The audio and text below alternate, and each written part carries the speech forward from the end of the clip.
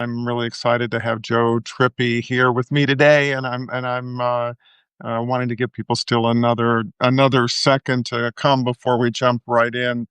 I Great. have to say, I mean, I Great to found. be on with you. Thank you so much, Thanks Joe. for inviting me. Yeah, I mean, and the fact is, it's taken us some weeks to make it happen, but I know that it was, this would be a conversation that I needed to have, and it wasn't like it needed to just happen 2 weeks. This is an ongoing reality that we're all in. So, this conversation matters now. I think it'll matter 2 weeks from now too. That's my Yeah. expectation.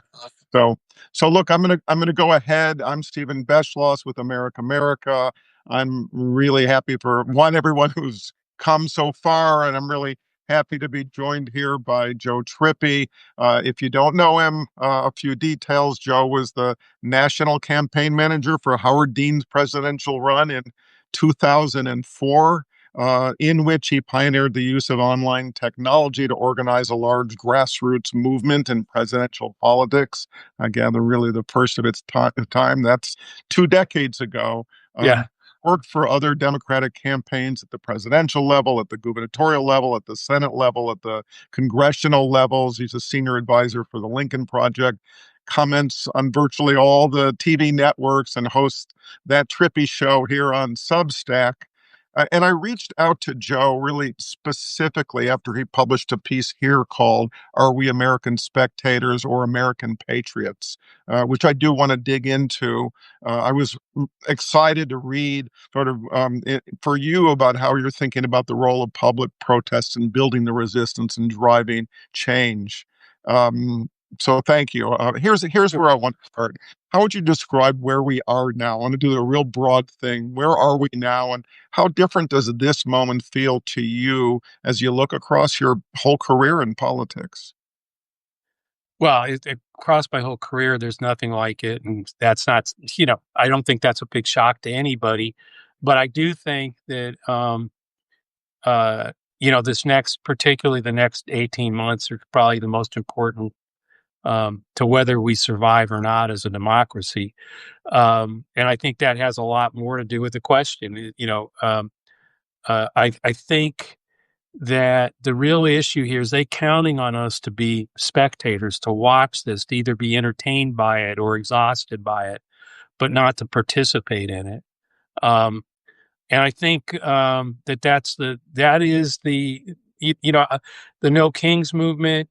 I mean, seeing the big upshot of more people out there in the last protests for No Kings, it's starting to I'm really out there trying to urge people to not be spectators, to be present, to get out there, and not only that, more than even getting out there, if you went and did something and you're going again, bring somebody with you next time. I mean, this is about growing a movement, actually about doing the work Right. of citizenship, of taking responsibility. All this waiting around for the Democratic Party or some leader to emerge, or the courts will save us, or no, it's democracy. Either we do it or it's not going to happen.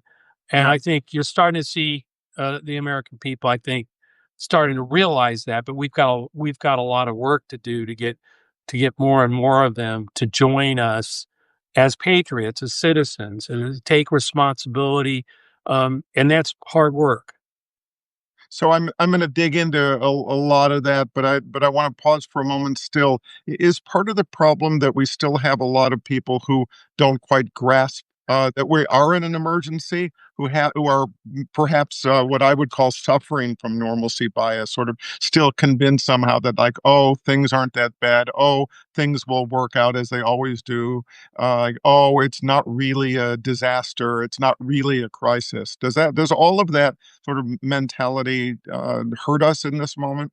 Yeah, absolutely. I mean, that's part of it. I think a lot of it too is social networks, social media. I mean, one of the things I wrote this, I don't remember if it was in this piece or something else, but we're analog beings, right? We are people who we're not digital. We're analog. We used to read the newspaper.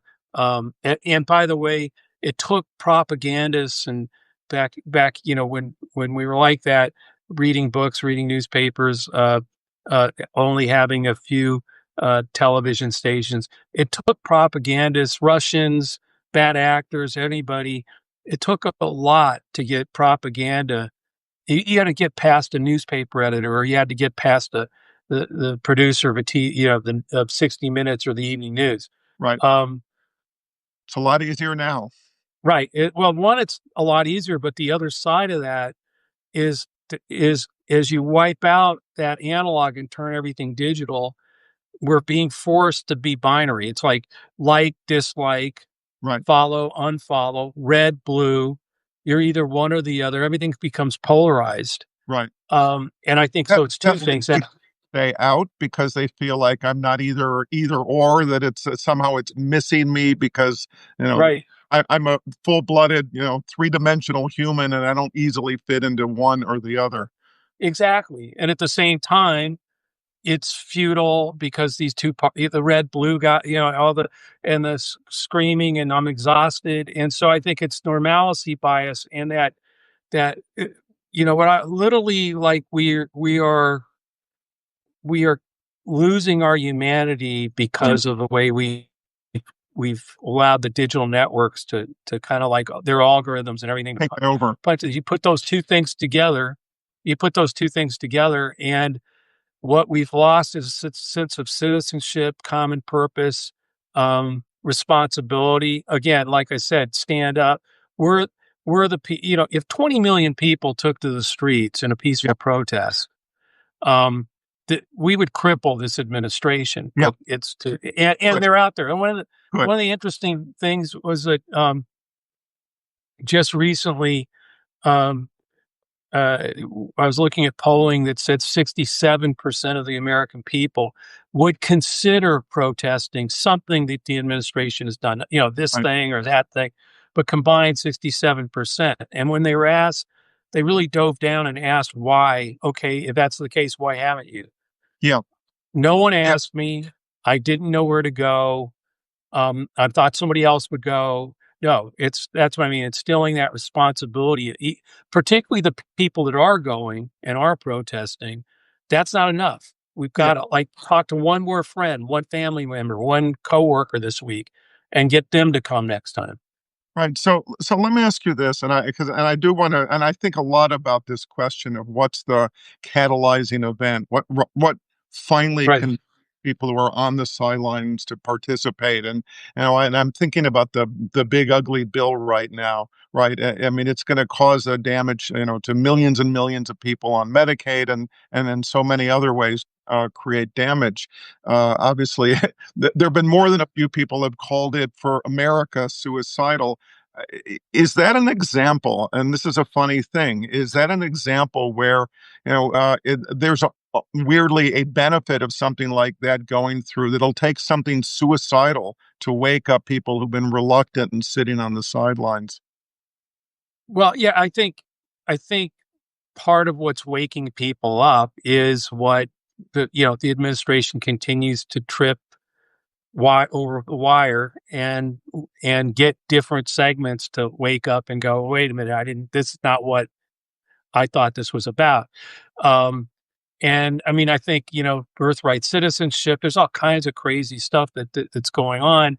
Yeah. That's what I meant about the 67% who said they would protest something. I mean, maybe some small part group is angry about birthright citizenship. Someone else is upset that Medicaid might be cut. Yeah. I mean, what I'm saying is that, but they're out there. I mean, this is what I mean we have to start talking to each other again. So the odds right now of when you reach out, the really crazy one is 49% approved of the No Kings Yeah. protest. Right. 49, and it was like 38% strongly approved and like 11%, approved less, not strongly. That's, Um, and that's supposed to be all Americans or registered yeah, voters. no, that was all Americans, right? Yeah. That's an 49%. awful lot of people. Right. And That's so only a little when over you think 5 about million. it, so there's What? 49%, 38, let's just forget about the 49% number. 38% strongly approved of the No Kings protest. So you need 3.55% to get to the kind of numbers that are really, you sort of wake everybody else up and go, wow, there's something happening here. I'm not the only one who's opposing this. I should step out there too. It's a Right. tipping point. So 3.5% is sort of one of the standard numbers that a lot of dictators have been disrupted by. Let Well, me 30, pause for a second about that, just in case people don't know. I've been yeah, making a point of repeating that. That's something that comes from Erica Chenoweth, a Harvard yeah, researcher who's examined political movements that have succeeded in being able to motivate redress from a government, changes in leadership, and so on. And what she found again and again is if you have at least 3.5% of the population, that becomes a sufficient number to start to motivate that change. And in the American context, that's 12 million people. yes. And There, so when you look at no kings reaching anywhere from 5 to 11 million, depending on what the independent numbers were, uh, uh, uh, what's interesting about that 3.5 number is 38. Go back to the 38% who strongly approved of those protests. That's 10 times right. the number. That's the 3.5. It's Also, a lot over. of spectators. Yes. So Right. that's what I meant about the So we've got these 5 million who are not being spectators, who are actually taking into the peaceful protests, taking in the streets, standing up to this. And there are literally 10 times that number who strongly support it, but are being spectators right now. Now, the thing is, there, there's a 1 in 4, 1 in 3 chance that when you call somebody and say, hey, I'm going to do this. I hope you'll support me. Yeah. 38, Join me. yeah, the 38% would say, yeah, I support that strongly. Great, come with me. So it's like, yeah, you may get a couple of hangups and what are you talking about? But even most of them are going to be, there wasn't a large number who strongly disapproved. I Right. think it was like 20%, 25%. So there's one, that's a potential to get somebody who doesn't understand what you're talking about to understand why this is important. And two, there's there's a really good chance that whoever you're talking to agrees with you strongly. And now it's just, hey, let's take one more step. Come with us. Join us. So let me again sort of lean into this question about catalyzing events. Given that there's Sure. all these people who care and who may strongly approve of it, but are still not involved. I mean, what's the thing? Is it now Social Security payments that are like getting cut off, that are getting screwed up? The Medicaid payments that have gotten cut. Is it American citizens getting kidnapped off the streets, not just undocumented immigrants, getting swept up and put in unmarked cars by people in masks without proper identification? Is it the military being deployed, not just in Los Angeles? I mean, what becomes the thing that people finally say, I'm actually, now I've got to do whatever I can because I don't recognize this country, and the country that I thought I knew, the country that I know I love, really does feel like it's in a very concrete way going away. Well, I think one, it's all of those things. Like I said, it's different people Right. motivated by different pieces of what the administration's doing. But fundamentally, I think what's critical is the visibility of reaching those numbers. In other words, I think when you reach 12 million, it tips the rest of the 38%. And It's to get them to, that's what gets people to, that's why I think the 3.5 percent number is so significant because right, what happened. So, the studies, everything, looking at history, 3.5% tends to trigger the disruption. right, Well, what is it? What I think that is that everybody else out there, when you get that's enough people to make everybody who feels strongly or is worried about this to suddenly get, like wait, I'm not the only one who thinks this. I won't be alone. There's security in numbers, there's strength in numbers, and you tip it over. So I think now that doesn't mean, Stephen, that they do, that there isn't some incident where they really overstep by, where they fire rubber I think there bullets have into a been crowd or something. already, to be honest, and, Yeah. and still, Yeah. still, it's not. It hasn't been enough, Yes. right? Yeah, that's what I'm saying.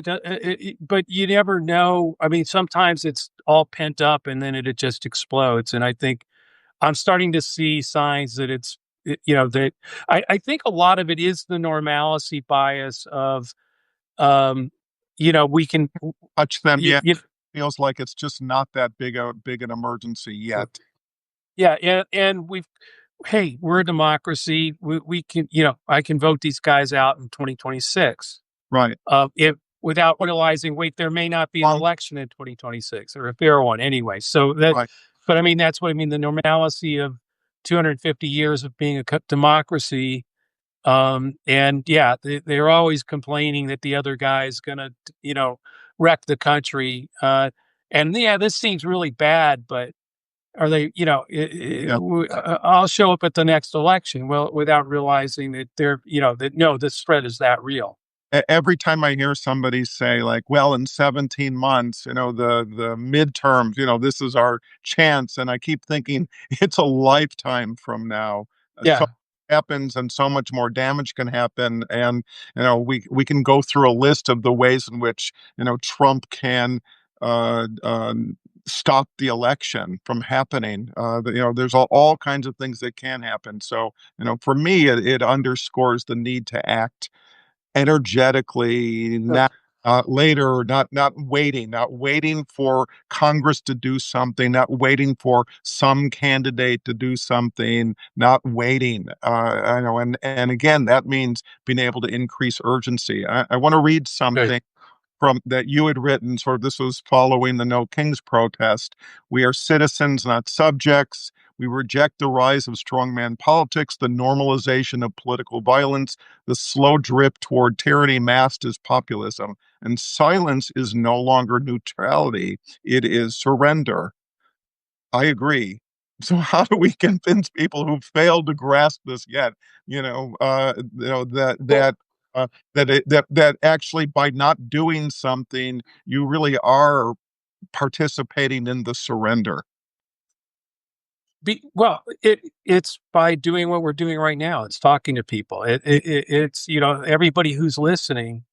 Um, get other people to read the piece or to listen to you to start. I mean, it is to double what we're doing right now. It's to Yeah, double what we're doing at No Kings. yeah, It's actually how we did. The Dean campaign started with 400 or 391 people. We literally only had 391 wow, supporters. And what we did was we just sent an email out that said, and we were just straight with them. We only have 391 supporters. You're one of them. But you can do one thing. It's pretty simple. This week, find one more friend, one more coworker, one more family member, just one, right, and have them join us. right, At the end of that week, we were at 1,000. So we sent out another one. Hey, there's only 1,000 of us. Blah, blah, blah. At the end of that week, we were at 10,000. It was the people built us. I mean, and that's what I think we have to. People cannot lose faith in their power yeah, yeah, by connecting with each other. We have tremendous, tremendous power, and we can use it.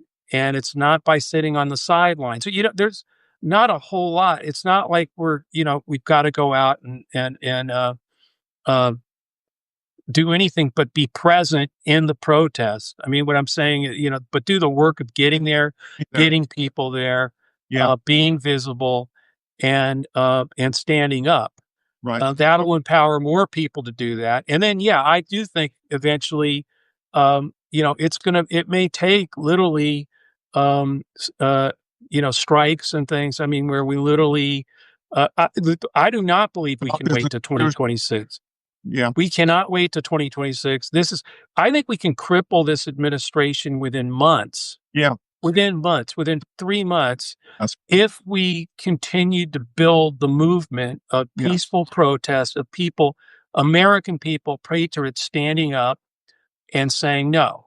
Now, by the way, I think that's the only way you back off the Supreme Court Yeah. or any of these. In other words, all these judges, everybody's sort of caving and be doing his bidding, are doing it because they're more afraid of him than they are of the American people, right? And so, and that Like, that flip includes, that picture, flip that equation. yeah, that But that listen, let me say, I mean, I spoke with Ezra Levin as the co-director of Indivisible, which was coordinating the No Kings protest. And one of the things that I was pushing him on was, he was saying it's very important to create this very inclusive protest, this inclusive movement, and I agree with that. But if we're going to drive change, at some point, there's got to be a decision like our issue, the mission, the goals have to actually be defined and clear if it's going to actually have the impact that it needs to. One of the reasons that the protests against Elon Musk and Tesla have been so effective is because they were about Elon Musk and Tesla, right? There was not, 10 other issues that in some sense diluted. So I think there's this combination challenge of, on the one hand, making it inclusive that increases the numbers and brings more Americans who recognize the need for this, and at the same time having it slowly become more focused so that it can actually begin to scare some of those people sitting in the White House or sitting on the periphery, bowing down to the White House.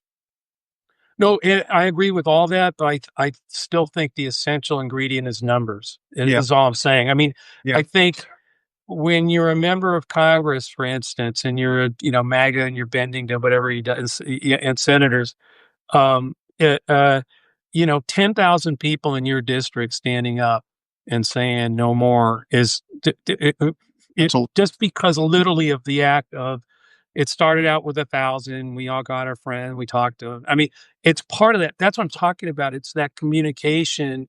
18% of Republicans mm, approved of the No Kings protest. right. 18%.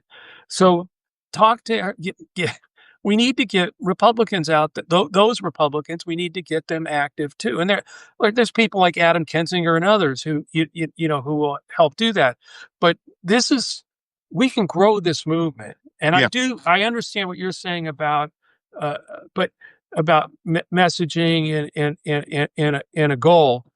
But I think right now the goal is to take responsibility mm, that you have power as a citizen of this country to stand up. And we know, and this was one of the messages that we had in the Dean campaign. We know what you think. We know you think that you by yourself can't do a damn thing to stop any of yeah, this. And you yeah. know what? You're right. You're absolutely right. But if And 20 million Americans closed their eyes and believed that 19,999,999 other Americans are going to be standing out there with us, yeah. Well, and we look, all show up, we will cripple this guy. And I think that's the kind of message I think that where we're talking about take responsibility, um, uh, stand up, be a patriot. Um, uh, hey, thought so thought much of what, thought is not enough. Caring and yeah. checking your Substack or your X or your Blue Sky feed is not Well, an and yeah, but that's the whole thing. uh, That's what's happened. What's happened is a click is not being a patriot. yeah, A repost is not being a patriot. I mean, in other words, what's happened is this is what I meant about the binary nature of how we've sort of like like we, feel it. look like action, but it really isn't. Yeah, that's not activism, folks. It's going out there. It's actually talking to people in your neighborhood, your family, your friends, your coworkers. It's explaining why you fear what's going on, what you understand about what's happening, and asking them to join you, at the next peaceful rally or protest, and trying to get people take them to lunch. Okay, just go to lunch, have coffee. But Yeah, the more we are out there and talking and waking people up by explaining what we think is going on, or making them, I mean, they don't.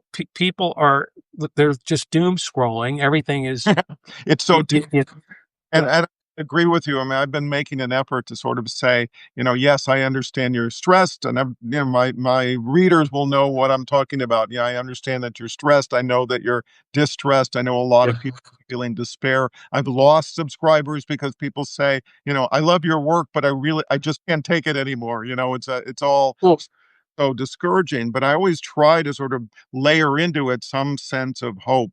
And right, these days, that hope is really exactly what we're talking about, which is to recognize the collective power that we have that isn't dependent upon whether or not, Congress does one thing or another thing. It's recognizing, I think, for many well, Americans, they actually had a moment to experience this in their lives, but we're at this moment. And look, I want to turn for a second to talk about the media because sure, I think we're both disappointed by the legacy media, its failure to grasp the urgency of the moment and to get over what I would say is sort of the traditional notions of journalistic objectivity, which one, were never true, and two, have surely been exploited by Trump and his operatives when the language and the response has always been reluctant to call a lie, and all of the other ways to soften, to soft pedal the rhetoric, to in some ways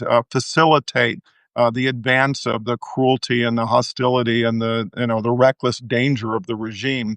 So right, you talked about the legacy media, which has been dealing with business as usual, and you harked back to the colonial era newspapers that did not sit back and both sides the fight for independence. You wrote the press was the revolution. So look, you and I can do this on Substack, and I think there's a lot of and a growing number of independent media, who get the need to be vivid and clear and express the necessity of building the opposition.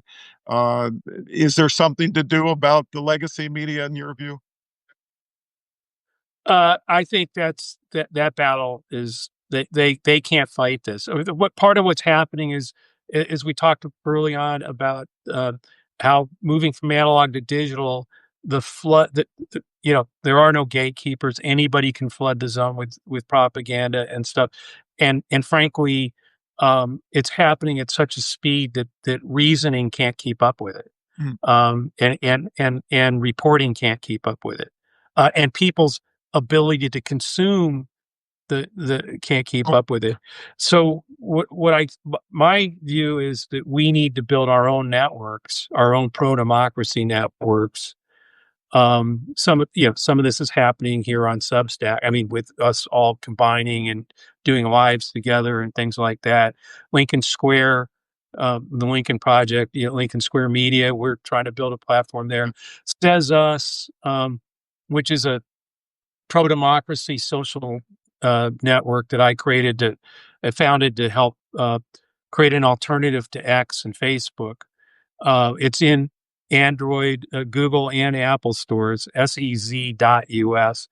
But where we don't allow bots or any of that, and we promote um, news sources that the community rates and things like. So there's no bots calling you names or anything like yeah, that, because part of half of what's going on right now, and the reason the media can't keep up with any of this, is that they're watching bots fight each other on X and then reporting it as yeah, it's not. I don't think that the legacy media has got any is where to go at all. It's again, that gets back to us. We build our own networks. We don't wait. we everybody who's watching this, tell people to watch. It's again. Thank you for watching, but tell other people, invite them Yeah, to watch Stephen or I'm sure I, podcasts that yeah, read it. Yeah, exactly. No, but you understand what I'm saying. sure. I think And that's look, really important. yeah, I've seen, and I think probably a lot of people have. I've seen, a doubling of my numbers probably in the last 5 or 6 months, and Yeah, I haven't been doing anything dramatically different. I think represents is that people are, they are work, are stressed, they are trying to make sense of things, they are looking for, for people and voices that help them to make sense of things. I hope I'm helping to do that. But I also think it's as you're suggesting, it's the formation of the community where you have a Right. group of others who are participating in the discourse about what's going on and what do we do about it, right? That matters to people. It's why I urge people to sign up on America America and Right. sign up on, Lincoln Square Media and Joe Trippi and look for the people and the voices that help you to make sense of things. I mean, this is Yeah. important. And I, again, if there was another And get time, other people to join those communities. I mean, yeah, it's about growing the community. It's not just us talking; it's people out there actively growing the community and building a pro democracy movement. That's one of the things I think that we all missed, mm, all of us, is that we thought every 2 years we were in a campaign and we were up against candidates in another party. No, we were up against an anti-democratic, pro-authoritarian movement for decades. For decades. I mean, building a financial infrastructure, building the judicial appointee infrastructure. They own Fox News, they own X, they own Facebook. We were renters. We rented these places. We literally were buying ads on Fox or Sinclair Broadcasting while they took the profits and bought more media with it. And so that's what. So we are still, the Democratic Party is still in campaign. Still thinks it's fighting the next election, yeah, right? Geez, how do we rethink the message or the messengers of the Democratic for the next election? No, we have to build a counter movement. Democracy is not going to take care of itself with a well moneyed, brutal movement that's been building this for decades and yeah, finally got to this point. We have to, the Democratic Party, I think, has to get out of being a party and actually lead a movement yeah, to save the democracy, save the country. And I think if that were true, they'd all be at all the no King's protests and actually urging people to go out there and become part of the opposition. yeah. But It can they're look, still locked in being a party. yeah, and that's the thing. There still is this failed assumption that this is all somehow business as Yeah, usual. You can yeah, use the same habits and the same tactics and the same approaches, as if it isn't an emergency. And look, there have been exceptions. Think about Senator Chris Murphy. It's oh obviously sure, yeah, got, not everybody, but a lot of them, and yeah, and I don't even get me into Merrick Garland or any of that stuff because it'll yeah. just be I mean, put a lot of hope into that bucket, yeah, which is a bucket now full of disappointment. yeah, absolutely, All paying for. I'm going to read back to you one more thing from you. I spent a lot of time, dare I say, going back and looking at Nazi Germany in the 1930s and trying to find out what I can learn from that ends up being useful in this time. I've been actually reading a book by Milton Meyer about, they thought they were free, which was written in 1950, and he went and talked to a lot of, old Nazis in Cronenberg to ask them what were they thinking, and did they think it was really a problem? And it's sort of shocking to realize, like, they didn't even in 1950 they thought the Hitler period was great for them, and they really didn't have any contact with Jews, and they really thought the problems weren't really Hitler, it was all those bad people yeah, around them, and all the ways that people can minimize the reality of a fascist disaster.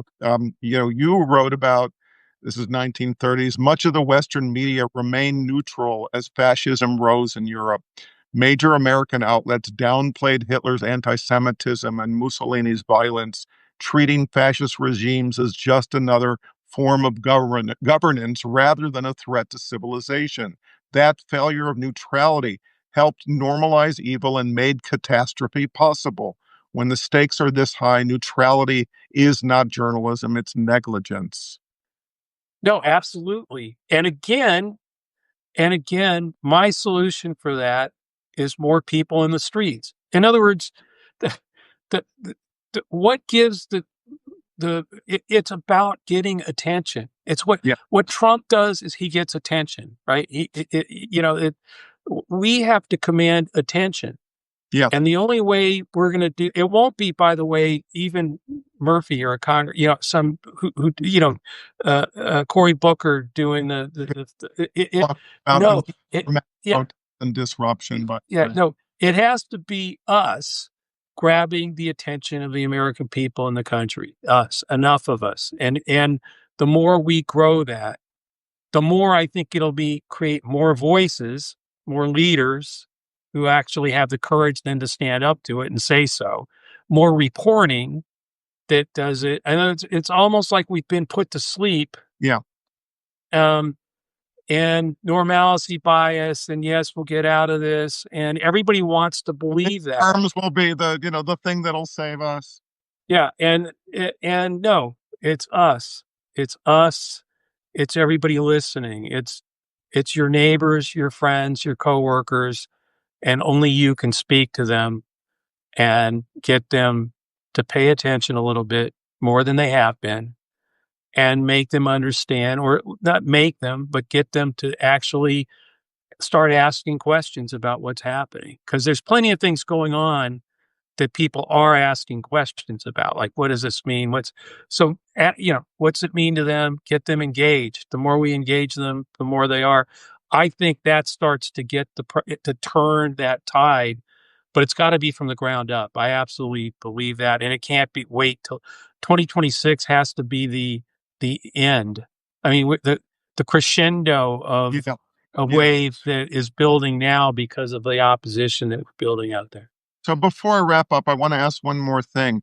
Let's go back 20 years. You're in the Howard Dean campaign. You're in the fire of a presidential campaign. In national politics and all that. Could you imagine, excuse me, 20 years later, that really what you'd be talking about is sort of forget all that and focus on mass protest? Uh, I got to say this. When we started the Dean for America campaign, we had a blog, and every day Howard Dean would come on the blog. We had 650,000 people who followed the blog every day. I mean, literally would comment in the comment section. Howard would come on and say, "Hey, everybody, I'm going to go out today and do this, that, and the other thing." About noontime, I would come on and say, "Hey, Stephen, that's a great idea. I mean, it's a really good idea. I talked to Howard about it, and he might bring it up in tonight's speech." Mm, Right? It, Indeed. yeah, and we were engaged, and we had, we broke all the records. We broke Bill Clinton's record for raising money in a quarter and all that, which he set when he was running for reelection. No, my point. This is the scary part.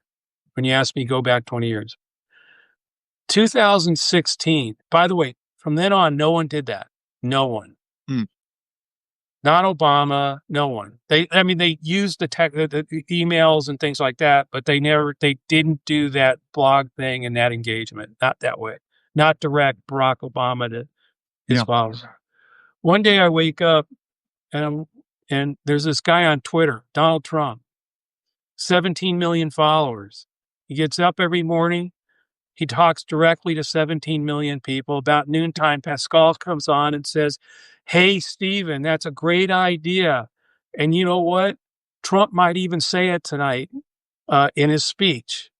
And I was watching them build the exact thing Mm, the first candidate out there who ran the same kind of direct engagement to his followers yeah. as we had was Donald Trump. And I was like, oh my God. I mean, it was like, please, like, I mean, it just shows you now. You That's can use it also, for good, you can use it for evil. well, right. But two, we had to, But use it. we built that blog. We wrote that code internally and we built the 650,000. No, this was a platform that was literally built for. I mean, it wasn't built for him. I'm just saying he was. Somebody with millions of dollars built a Yeah. platform to make money, and that's all good.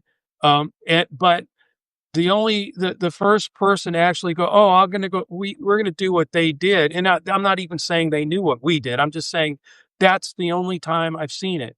Yeah. And I think He's what's a fascinating to me is that's what we need to do now. We have to build our own network. yeah. That's what Says Us is. That's what I'm trying to get people to join Says Us, or what you're doing, what we're all doing here. That's, I mean, we're Yeah. building our own communications hub because we don't have one. X, they'll just throttle you, and you'll never get your message out. We need to build our own connections, doing our own lives, etc., and get people out there who are part of the audience to understand they can't be spectators. They have to be patriots. That means help build this thing. That means help grow it. America, Trippi's Take, Lincoln Media, whatever. But to grow that community, Yeah. Keep where we trust each other and are pro democracy and standing up to this. Yeah, and look, I mean, every one of my calls to action, there's the line, we need to build a community, and that isn't for my sake. I don't need more subscribers for my own sake. I needed Yeah. to for us to build exactly as you're saying, to build communities and build a movement. Joe is reminding us it's up to us. We can't be spectators. You care about your country, you love your country, you have to be involved. You have to participate in protests. You have to bring your neighbors, talk to somebody in the grocery store, talk to a stranger. It really, the numbers are the critical thing. And I think it then has to be sustained. And I do think we're moving in this direction. The outrage is not disappearing. It's not declining, early growing. And now it's about channeling that in a way that's effective. And Yeah. that's anybody here who feels disempowered or lacking agency or doubting that they make a difference, well, talk to somebody else and get them involved with you. And now it's two, and then it's four, and then it's, Yeah, thousands, exactly. and it's It's to double and double again until we're so big they cannot stop us. And that's the thing, to not lose faith in your ability to make that happen, because every one of us has the ability to do that. One friend, one coworker, one family member at a time. yeah, it's arithmetic, isn't it? Yeah, it is. Simple as that. So, Yeah, Joe, thank you so much, sure. and you to everyone here who's joined us. And please, please share this conversation. Please talk to your neighbors. Please talk to your family members. Let's keep building. Thank you, Yeah. Joe. Thanks, Stephen. Take care, man. Bye. Thanks, everybody.